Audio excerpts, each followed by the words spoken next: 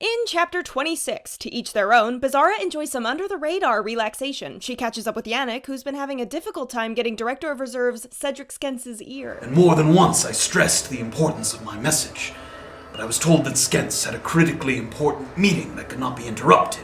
Do you know who the meeting was with? No, Uriel would not tell me that. Safira runs into animal trainer Teo, who offers to let Safira meet an unruly wild wolf cub he's been trying to train. But when Safira insists they let it out of its cage, the wolf runs off, its fur shimmering with a blue mist as it turns invisible and escapes toward where the cub was originally found. What the fuck? What did you do to her? What did I do? What do you mean, what did I do? I didn't do anything. Why were you You let her out of a cage! If that wolf gets out and attacks someone, it's gonna be my ass! Everyone knows I have it! What the hell is it? I don't know. I've never seen that before. The two follow in the hopes of catching this invisible wolf. We catch up with Erland, who's still with Vaclav and Nadoya, but hides in the bedroom when he hears a strange knock at the door. Enter the Lemonade Man and his henchmen, Norm and Abby. Let's take a look at your husband, shall we? I might be able to help. Why don't we take a walk over to the Natural Studies Institute? I have some connections there. Seems Norm found something that he likes. All right, the rest of us will go to the Institute. Norm knows where to find me. The Lemonade Man presses Nadoya to accompany him to the Natural Studies Institute, Abby carrying Vaclav. Erland is left to deal with a giant mutation of a man named Norm that stands motionless in the doorway, staring at Erland. I'm going to leave now. Is that all right with you?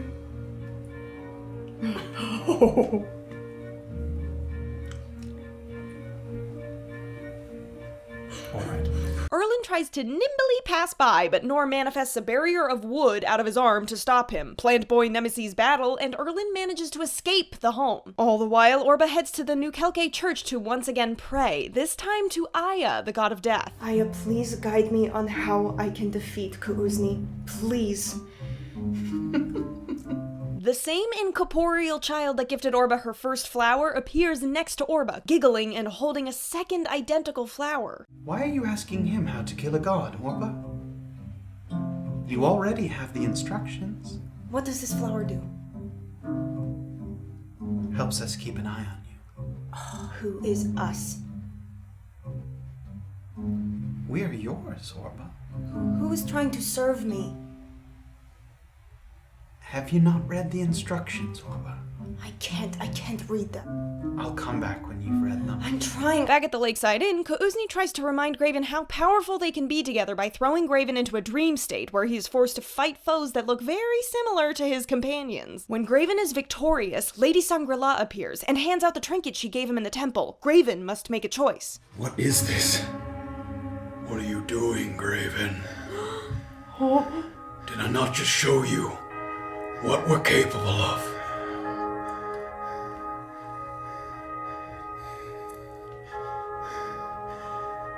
You took everything from me. Graven clutches the trinket and returns to reality, still holding the two pieces, and when he puts them together, a message from Lady Sangrila begins to play. I go back to that day over and over in my mind. Kuuzni binding us, and Graven ascending in the Pillar of Light. Would I trade the ability to walk for a 1 in a million chance of snatching Graven from the clutches of a rancorous god? And I would, because fuck you, Kuuzni. And I'll be waiting for you. Graven rushes to the cemetery as Orba catches sight of Erland scurrying out of Vaclav's home, having just escaped Norm's clutches. Safira and Teo find their runaway wolf howling at the base of a tree, one that has a shimmering bow as well as a giant wasp nest hanging from its branches. Teo retrieves the bow, angering the wasps. Idiot! As the two run away from the giant wasps, Safira uses the bow Teo successfully retrieved, and when she does, she, turns into a wolf. And that's where we're going to end for the evening. Yeah! She just starts to howl. You're all Will Beezaura be able to help Yannick? Can Orba and Erland help Vaclav and Nadoya? Should Graven help himself to a different belief system? Find out next time on Tabletop Notch.